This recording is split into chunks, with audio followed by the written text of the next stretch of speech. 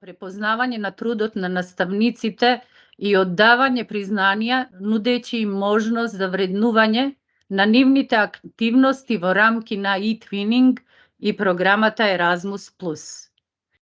Ќе се подсетиме прво што сме правеле изминатата година, односно 2022-2023 година на вакви инфонастани. Сигурно се сеќавате, слични теми обработувавме и јас и Силвана. Одевме прво да се запознаеме со платформата со која што имавме многу проблеми. Се надевам ова година веќе нема да се случува такво нешто. Сега добро функционира. Потоа проектирање e-twinning проекти, па зошто воопшто да работиме e-twinning проектите, каков е бенефит и зошто би требало секој наставник да одработи барем еден проект. Потоа како до квалитетен e-twinning проект, па критериуми за вреднување на e-twinning проекти. И она што најмногу ми се допадна во изминатата година, тоа се овие често поставувани прашања за e-twinning проектите и воопшто за платформата, зашто верувам дека и на мене, а и на Силвана е најлесно и наједноставно кога веќе имаме некаква тема наметната од вас или нешто што би сакале повеќе да дознаете и да можеме конкретно да зборуваме. И последните две вакви средби помина во објаснувањата како да аплицираме за национална ознака за квалитет за e-twinning проект. Нормално, за да почнеме да работиме на e-twinning проектот, треба да сме логирани на платформата. Сите вие што не сте уште направиле сметка, се уште можете. Првите два инфонастани од минатата година се однесуваат токму на такво нешто. И за денешната тема сиот материјал ќе забележите дека го превзедов од самата платформа, односно кликнав тука на ова иконка recognition, препознавање, и штом ќе кликнете ќе ви се појави еден ваков текст каде што кажува дека Европската комисија ја препознава работата на наставниците и се стреми да им одаде признание, нудејќи им можност за вреднување на нивните активности во рамки на e-twinning програмата Erasmus+. Потоа следат сите награди или сите признанија со кои што можете да се здобиете како во e-twinning, така и во Erasmus+. Прво почнува од национални и европски ознаки на квалитет за кои што веќе зборувавме. Значи, ознаките за квалитет на e-twinning им се доделуваат на наставници и на ученици за нивната индивидуална работа на проекти врз основа на заедничка рамка за евалуација. Потоа, исто така, верувам дека сте запомниле дека критериуми за ознаките на квалитет е соработка меѓу партнерски училишта, користење технологија, педагошки пристапи, интеграција на наставната програма и резултати и документирање. Иако е ставено како пета и последна точка, за секоја од претходните точки, односно критериуми, треба да ги задоволите, а ќе ги задоволите не само да ги раскажете или прераскажете што сте правиле, туку за се треба да доставите докази, односно резултати и се да биде документирано. Потоа следи европска ознака на квалитет. Верувам дека се сеќавате дека за национална ознака на квалитет секој наставник мора поединечно за себе да конкурира, односно да ја достави својата работа и докази за својата работа. Иако во училиштето може би сте работеле и 10 и повеќе наставници во ист проект или во различни проекти, никогаш не може еден колега во име на сите да конкурира, туку секој треба за себе. Додека за европска ознака на квалитет тоа нема потреба. Значи, ако задоволите или ако добиете минимум 20 бодови во две земји учеснички во проектот, тогаш веќе сте на добар пат и вашиот проект сигурно ќе се здобие и со европска ознака за квалитет. Значи, добро оценети проекти на национално ниво ветуваат дека ќе дојдете и до европска ознака за квалитет на проект. И нешто што често забораваме, сега особено е дадено нагласок, па некои проекти и не добиле ознака, од причина што прво започнале со колеги од иста држава, а потоа преминале или барале партнери од други држави. Значи, од самиот старт, од почеток до крај, треба автор и коавтор да бидат од различни земји.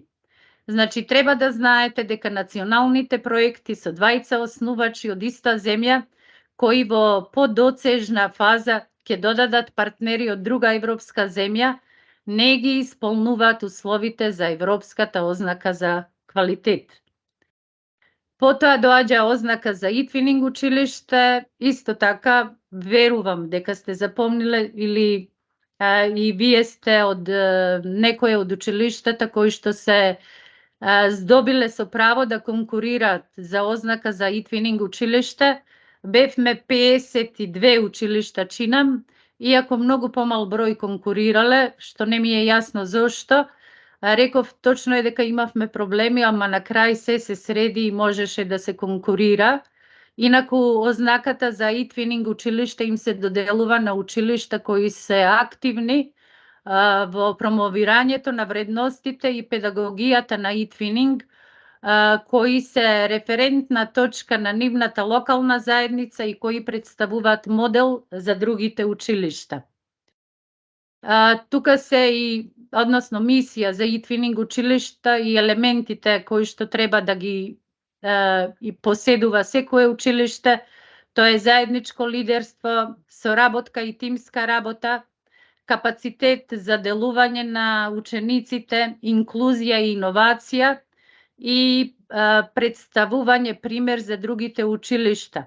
Значи, доколку ги исполнуваме или задоволуваме овие први 4 елементи, тогаш на вистина заслужуваме да бидеме пример за другите училишта. Потоа секое училиште треба да одлучи кој ќе ја поднесе апликацијата преку e-twinning Live. Значи, не е како кога конкурираме за проекти, туку кога се работи за училиште, односно ознака за e-twinning училиште, треба да се договориме кој член од тимот ќе ја пополни пријавата, за да не се појавува повеќе пријави за едно училиште. Секогаш ќе се разгледува само една, она првата што ќе стаса, друго ќе се отфрли, и затоа е и најдобро да се договориме и секогаш еден да пишува, со тоа што не мора формуларот веднаш да биде пополнет, значи можете да го отворите, да пишувате и до крајот на рокот, додека трае рок за конкурирање, пополека да се пополни, да се приберат податоци, докази од сите што учествувате во проекти, не мора да се исти различни проекти, и потоа само кога се ќе се заврши, ќе кликнете на копчето и поднесувате формулар, односно апликацијата за e-twinning училиште.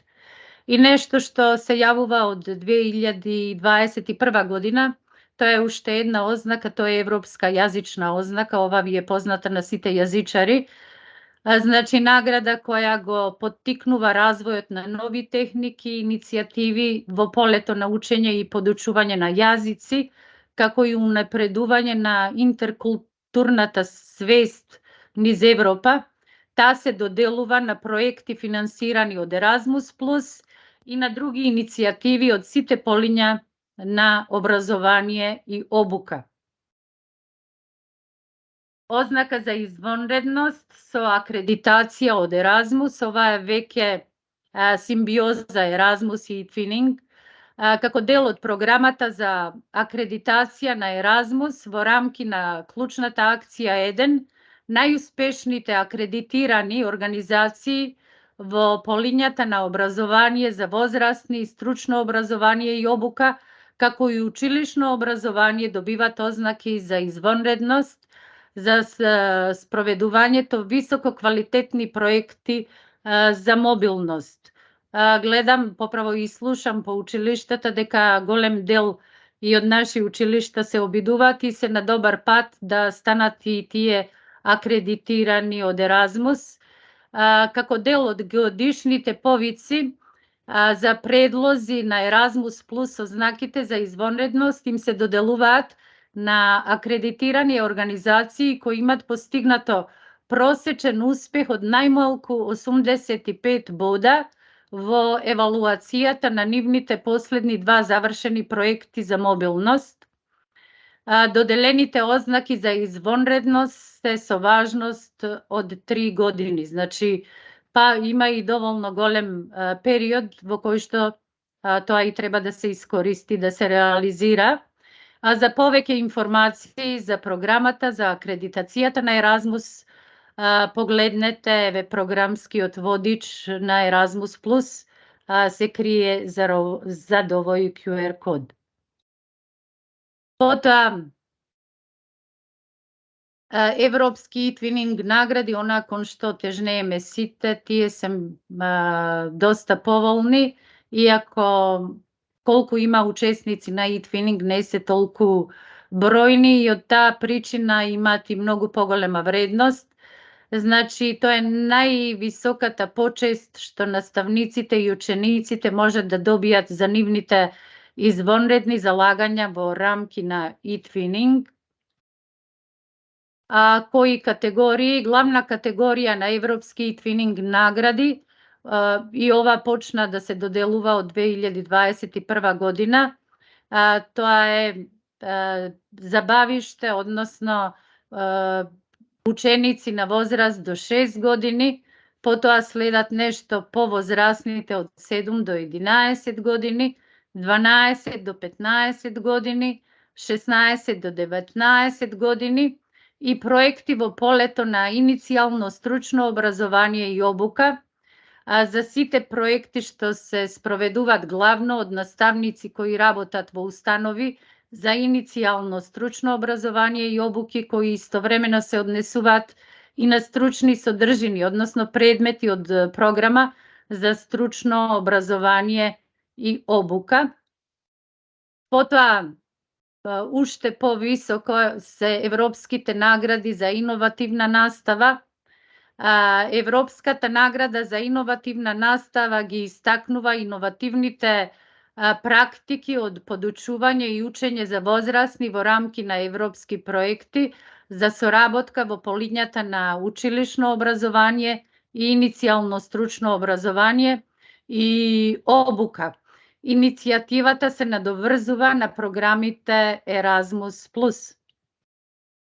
И секоја година се доделуваат најмногу до 4 награди по земја членка во програмата Еразмус плюс, по една за секоја од следниве категории: предучилишно образование и грижа, основно образование, средно образование и училишта за стручно образование и обука.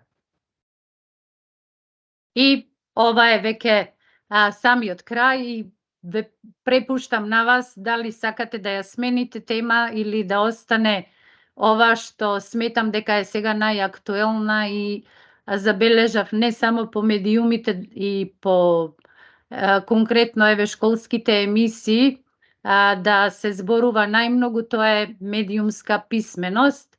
Значи, најава за тематски септемвриски настани е медиумска писменост.